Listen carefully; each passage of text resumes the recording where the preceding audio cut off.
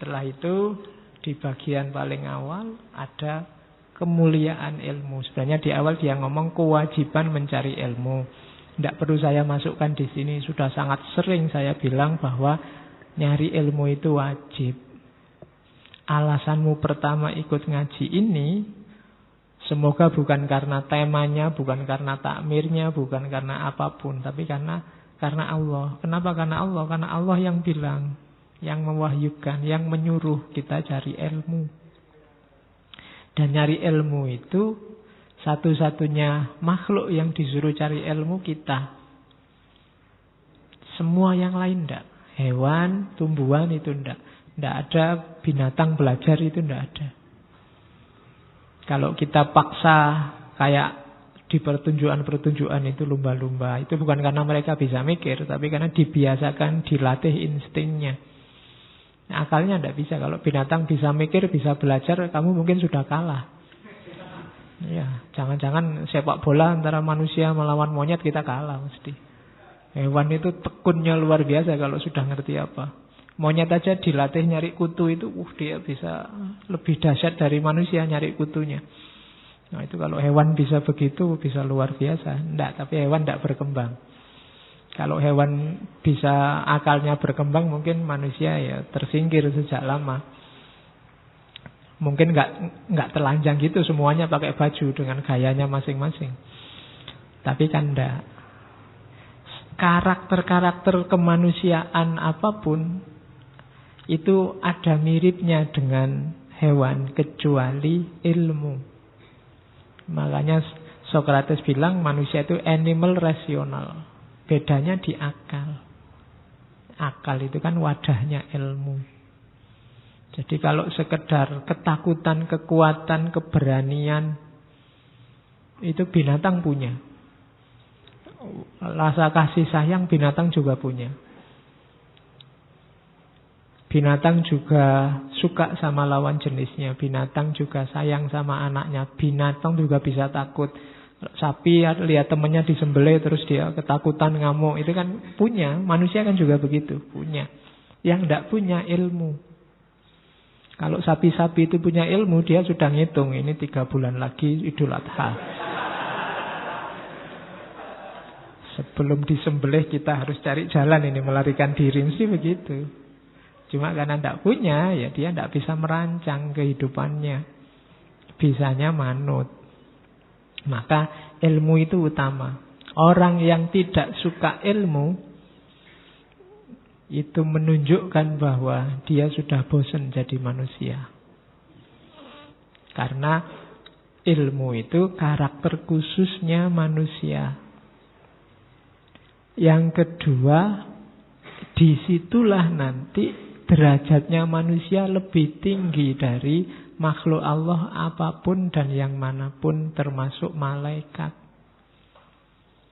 Setelah Nabi Adam dikasih ilmu oleh Allah, wa 'allama Adamal asma'a kullaha, setelah itu malaikat disuruh bersujud pada Adam. Jadi dengan ilmu manusia derajatnya tinggi. Maka kalau ada manusia diturunkan derajatnya sampai asfala safilin, itu alamat bahwa sebenarnya dia meninggalkan dunia pengetahuan, dunia ilmu, tidak jadi manusia lagi. Takutnya masih ada, welas asihnya mungkin masih ada, keberaniannya masih ada, tapi minus ilmu, takut, kekuatan, keberanian, kasih sayang itu bisa menjerumuskan. Jadi derajatmu tinggi itu jalannya ilmu. Maka jangan benci sama ilmu meskipun kamu merasa tidak pinter-pinter sejak dulu. Ya, karena di situ identitas kita sebagai manusia. Pak, saya ngaji sejak dulu masih nggak pinter-pinter. Teman saya ngaji berapa kali aja sudah posting panjang-panjang nulisnya. Saya tidak bisa-bisa, Pak. Tidak apa-apa, yang penting tetap kamu cinta sama ilmunya. Tidak masalah. Terus yang ketiga, ilmulah nanti wasilah bagi manusia untuk menjalankan tugasnya berbuat baik dan bertakwa. Orang bisa jadi orang baik, jadi orang benar, jadi hamba Allah yang baik, jadi khalifah yang bertanggung jawab. Satu-satunya wasilahnya adalah ilmu. Kamu setuju untuk bikin khilafah atau bukan khilafah, itu dua-duanya pakai jalur ilmu. Kamu pingin dunia atau pingin akhirat, atau kepingin dua-duanya, jalurnya ilmu. Ada hadisnya, man arodat dunia, dan seterusnya. Jadi ilmu itu cirinya manusia, kemudian tingginya derajat manusia, kemudian jalannya kebaikan dan kebenaran manusia. Dan yang terakhir, ilmulah yang jadi jalan untuk derajat kita tinggi di depan Allah dan diri kita sendiri bahagia. Jadi jangan salah, ilmu itu membahagiakan. Kalau nggak percaya, kamu yang dari nggak paham terus baca buku langsung paham, itu kan senang, membahagiakan. Makanya banyak ulama yang tekun sekali baca, tekun sekali nulis, sampai kawinnya lupa. Ya kan? Kalau kamu kan sebaliknya, tekun nyari pacar, tekun pingin kawin, sampai bacanya lupa. Kebalikannya. Oke. Nah, sekarang etosnya dibalik. Jadi tekunnya bukan hanya tekun di situ, tapi tekun kayak minggu lalu kita belajar Hatta itu kan. Kalau mau mungkin Hatta itu bisa saingan sama Soekarno, tapi kan enggak. Dia asik sama ilmunya. Di penjara enggak masalah. Yang penting tetap bisa baca buku, tetap bisa. Dunia buku itu asik. Cuma ini memang kalau bahasanya Pierre Bourdieu dari Perancis, perlu habituasi, perlu pembiasaan. Yang tidak biasa ya memang berat. Cuma berat itu bisa diatasi dengan keinginan yang kuat. Memang niat, lama-lama terbiasa. Ya mungkin hari ini baca 2 lembar sudah ngantuk. Tidak apa-apa ngantuk ya tidur. Besok 3 lembar. Atau kalau enggak 2 lembar tambah 2 baris. Terus besoknya lagi nambah lagi. Loh ya kok lumayan kan, meningkat. Alhamdulillah meningkat kekuatan baca saya. Dinikmati aja, tidak apa-apa. Ya kayak tadi saya bilang di awal, para kiai, para ustadz itu mungkin ngerti kapasitas kita. Kalau ngaji nggak cepet-cepet, nggak banyak-banyak. Daya tangkapmu nggak terlalu canggih. Jadi ngaji Riyadhus Shalihin bisa bertahun-tahun. Kamu dikasih 1 hadis aja kan pening sudah. Apalagi dibaca banyak-banyak, ya sudah pelan-pelan, dikit-dikit dinikmati kitabnya. Biar mateng. Oke, terus. Jadi ilmu itu mulia, ilmu itu lezat bagi yang sudah kenal. Itu ada kalimatnya, saya potong di situ. Man wajada lazzatal ilmi wal amala bihi qallama yarghabu fima indan nas. Barang siapa yang menemukan kenikmatan ilmu dan mampu aplikasikannya, mampu menjalankannya, maka hanya sedikit qallama yarhobu fima indanas. Dia tidak akan terlalu suka dengan apa yang ada pada manusia. Dia tidak akan terhanyut oleh arus yang namanya tren, kalau bahasa hari ini. Orang seneng apa, dia tidak akan tergoda di situ. Karena dia sudah merasakan nikmatnya ilmu dan amal dari ilmu itu. Sama kayak orang yang sudah merasakan nikmatnya uang, itu biasanya terus ketipu juga. Nah, kalau ilmu ini nikmat yang tidak menipu, justru hakiki. Kalau orang sudah asik sama ilmu, orang sudah asik sama implementasi ilmu itu, implementasi kebenaran yang dia dapat. Kalau dia benar-benar merasakan nikmatnya, semua nikmat dunia yang lain tidak akan bikin dia kepincut. Apa kepincut itu? Tertarik. Ya, nanti yang di luar Jawa agak bingung kalau saya kepincut. Jadi barang siapa bisa merasakan nikmatnya ilmu, maka semua nikmat dunia yang lain tidak akan membuat dia jatuh hati. Tapi kalau belum, ya ndak. Kalau pikiran kita masih banyak sekali cabang-cabangnya di luar ilmu yang membuat kita jatuh hati, mungkin merek HP terbaru, mungkin laptop terbaru, mungkin mahasiswa baru yang cakep, mungkin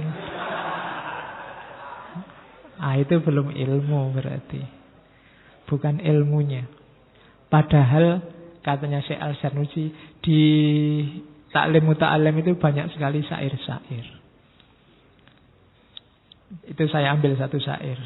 Hiyat dunya aqallu minal qalil. Kalau para kiai di pesantren bisa pakai lagunya. Saya tidak bisa. Daripada kamu nggak jadi ngantuk, mending saya nggak nyanyi. Ya, hiyat dunya aqallu minal qalil wa asyikuha adzallu minadz dzalil. Tasummu bisihriha qauman wa ta'ma fahum mutahayyaruna bila dalil.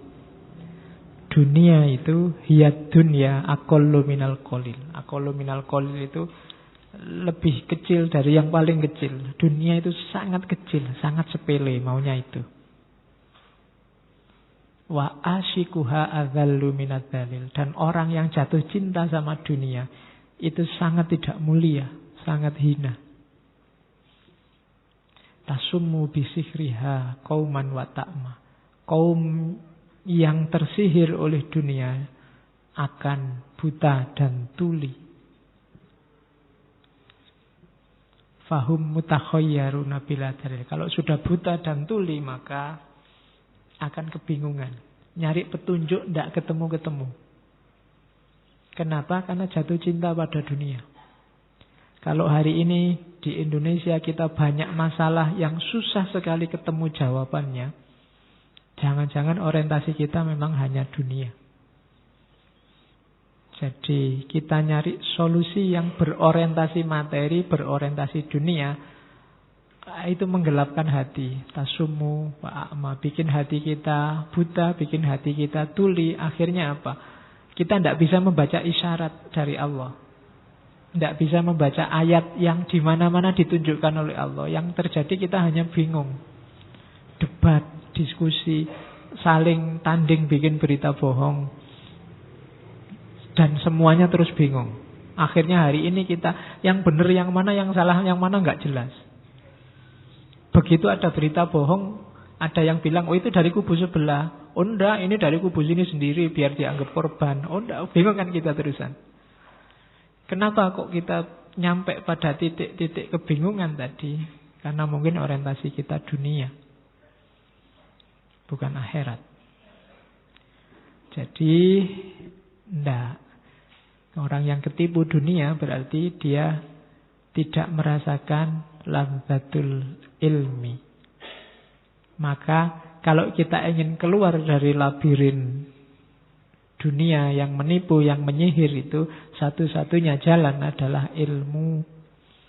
Maka tidak usah sibuk gegeran ngeladeni kubu sebelah yang kamu tidak suka. Entah sebelah yang mana. Kuatkan saja dirimu dengan jalan apa? Ilmu. Orang kuat itu bukan orang yang selalu bisa mengalahkan yang lain. Tapi dia diserang seperti apapun, dia tidak kalah. Itu orang kuat. Jadi mungkin kamu difitnah, mungkin kamu dilecehkan, mungkin kamu dijatuhkan. Tapi kamu tidak sakit hati, kamu tidak jatuh, kamu tidak runtuh gara-gara itu, berarti kamu kuat. Untuk bisa sampai ke sana kamu butuh wasilah yang luar biasa tadi. Namanya ilmu. Jadi itu pesannya Al-Zarnuji. Kejarlah nikmatnya ilmu sampai kamu nemu. Sampai dunia jadi kurang menarik. Yang menarik ketika kamu punya buku baru, dapat wawasan baru. Berarti kamu mulai ketemu dengan nikmatnya ilmu. Itu kamu sendiri yang harus latihan. Terus, setelah itu Al-Zarnuji ngomong tentang ilmu itu ada yang wajib, ada yang wajib kifayah, ada yang haram. Yang haram jelas, ilmu yang hasilnya mafsadat. Hasilnya ngerusak. Ya nanti di contohnya ada ilmu nujum, ada ilmu macam-macam. Tapi kalau pakai bahasa yang umum, hasilnya hanya kerusakan. Baik dirimu sendiri maupun orang lain. Hasilnya hanya menjauhkanmu dari Allah. Mending tidak usah kamu ambil. Ini loh mas, ada ilmu baru. Caranya membobol website yang diblokir oleh Kominfo. Itu alamat itu sudah. Ya, mesti alamat website itu yang ya penting sebenarnya itu lo ilmu lo Pak itu. Ya, tapi paling enggak kamu pakai itu mesti. Enggak lah, mending enggak tahulah kalau itu. Nah, itu berarti apa? Jenis ilmu yang enggak usah kamu pelajari itu haram. Jadi meskipun itu ya sejenis pengetahuan. Loh, tapi ini kan penting Pak. Kalau kayak kita ada ilmu copet, kalau kita polisi kan bisa untuk mengatasi copet. Iya, tapi kamu bukan polisi. Jadi lebih banyak mafsadatnya. Jangan-jangan nanti kamu jajal terus, wah iya ternyata bagus. Ya padha wae. Jadi itu ilmu haram. Ada ilmu yang fardu kifayah. Ilmu fardu kifayah itu yang sebagian menguasai sudah, tidak harus semuanya. Tidak harus semuanya jadi ahli fikih, tidak harus semuanya jadi ahli debat, ahli hukum, tidak harus semuanya. Yang penting ada yang sudah itu ya sudah. Dan kamu juga tidak usah gaya kalau bukan bidangmu ya tidak usah capek-capek di situ. Sudah ada yang mewakili. Meskipun fardu kifayah itu kan kamu ikut ke situ juga tidak apa-apa. Tapi kalau sudah ada orang lain ya sudah. Kayak ngurus jenazah itu loh kan. Sudah ada yang ngurus ya sudah. Nggak usah tawuran rebutan ngurus jenazah. Ya, jadi sudah cukup ada yang mewakili ya sudah. Nah, yang wajib ini kalau bahasanya Al-Janusi ilmul hal. Ini wajib. Siapapun dia harus minimal punya ilmu ini, standar ilmu ini. Ilmu hal itu isinya dua. Ilmu agama, bahasa kasarnya, dan ilmu dunia. Ilmu dunia itu di taklim namanya ma'isyah. Ilmu untuk hidup. Ilmu agama yang wajib apa? Usuluddin, ngomong tentang keimanan, dan fikih, ngomong tentang keislamannya, ibadah dan muamalah dasar. Ya kan? Harus ngerti caranya sholat, harus ngerti siapa yang harus diimani, sifat-sifatnya berapa. Harus ngerti nabinya siapa saja, malaikatnya siapa, itu wajib. Jadi minimal itu. Nanti sebagian yang fardu kifayah boleh ada yang ahli ilmu kalam, boleh yang ada yang jadi mujtahid, ada yang ahli filsafat, monggo. Tapi setiap orang minimal harus ngerti ilmu usuluddin, dasar-dasarnya agama, dan fikih, bagian ibadah dan muamalah dasar. Ngerti caranya zakat, caranya sholat, manasiknya haji, dan seterusnya. Ini ilmu-ilmu wajib. Tidak boleh alasan. Nyari ilmunya loh ya. Kalau menguasainya yaitu Allah tetap. Pak, saya sudah belajar mati-matian tentang zakat itu Pak. Tidak paham-paham. Ya tidak apa-apa. Yang sudah belajar. Kewajibanmu cuma belajar. Paham, tidak paham, itu kuasanya Allah. Asumsinya ilmu-ilmu dalam Islam beda sama ilmu-ilmu di Barat. Kalau dalam Islam, ilmu itu anugerah. Bukan sesuatu yang kita kejar terus kita peroleh. Kita kejar terus Allah berkehendak ngasih. Itu kalau di Islam. Jadi dasar-dasar agama harus ngerti. Makanya anak-anak SD, MI mungkin sejak TK itu dibiasakan di sini. Enggak. Dan nggak harus debat. Kalau ini debat misalnya, Pak, ini adik saya yang kecil ini enaknya saya kasih mazhab Syafi'i apa mazhab Hanafi apa? Iya, itu nggak usah lah. Itu belum levelnya ngomong itu. Ajarin aja sholat whatever yang kamu yakini. Nggak usah diajak diskusi dulu. Nanti diskusinya kalau sudah mahasiswa kamu baru ini ya. Pak, saya mau ngajari adik saya kunut. Dalilnya apa kunut itu Pak? Menurut imam ya tidak usah lah. Kalau mau diajari menurutmu kunut itu baik, benar, ajarkan. Itu kemampuan-kemampuan dasar beragama. Itu wajib. Yang kedua ilmu dunia itu ya sesuai ma'isyahmu. Kalau kamu jadi petani ya kamu wajib ngerti tentang pertanian. Kalau kamu jadi pedagang, wajib ngerti tentang perdagangan. Ngerti mana riba, mana bukan riba. Itu memang bidangmu. Kalau kamu guru, dosen, ya ngerti tentang ilmu pendidikan. Jadi ini namanya ma'isyah. Dua hal ini, ilmu yang wajib ini, dalam istilahnya Ar-Zarnuji adalah namanya ilmul hal. Inilah ilmu yang paling afdol. Hal itu kan kondisi sekarang. Kalau bahasa filsafat mungkin inilah ilmu yang sifatnya eksistensial. Sesuai eksistensimu, keberadaanmu sebagai manusia yang muslim. Ya kamu wajib punya ilmunya. Ilmu sebagai manusia dan ilmu sebagai seorang muslim. Itulah namanya hidup yang bertanggung jawab. Hari ini banyak orang tidak tanggung jawab. Bahkan dia lebih tanggung jawab ke wilayahnya orang lain. Yang tani ribut urusan pendidikan. Yang dosen ribut urusan ekonomi. Yang ekonom sibuk dengan hukum. Yang hukum sibuk urusan politik. Yang politik sibuk urusan pencitraan media. Ya kan? Bingung, tidak ada yang di bidangnya masing-masing. Semua ke bidangnya yang lain. Tidak ilmul hal. Maka afdalul ilmi ilmul hal. Wa afdalul amal hifdzul hal. Hifdzul hal itu ya mengimplementasikan ilmu hal tadi. Jadi ini wajib, tidak bisa ditawar. Di luar itu, apa tidak boleh Pak? Saya petani ngerti ilmu perdagangan. Boleh, tapi sifatnya tidak wajib. Apa tidak boleh Pak? Saya ekonom tapi ngerti politik. Boleh, tapi tidak wajib. Yang wajib sesuai bidangnya dan beramal di bidangnya. Yang bukan kiai ya jangan ceramah, nanti umatnya bingung. Kan begitu logikanya. Yang pedagang ya jangan jadi petani, nanti rusak tanamannya. Yang politikus ya jangan dagang, nanti yang dijual negaranya. Loh ya kan begitu. Hari ini kan harus jelas bidangnya dan wilayahnya. Jadi yang pertama itu ilmul hal.